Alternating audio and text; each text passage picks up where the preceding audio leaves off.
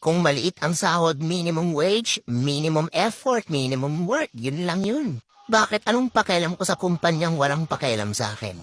Ano ba in-expect nyo sa akin? Iaalay ko buong puso't buhay, kaluluwa ko dito sa kumpanyang to.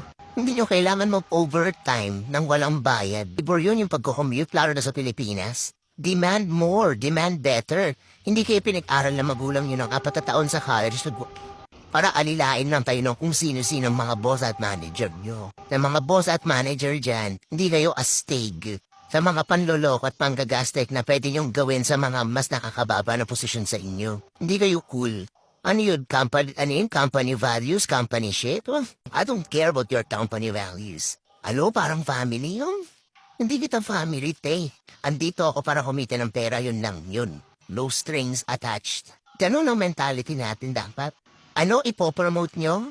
Ako ipopromote nyo tapos dadagdagan nyo yung trabaho ko tapos yung sweldo ko ganun pa rin. Mas malaki yung dinagdag ng trabaho kaysa sa sahod. No thanks.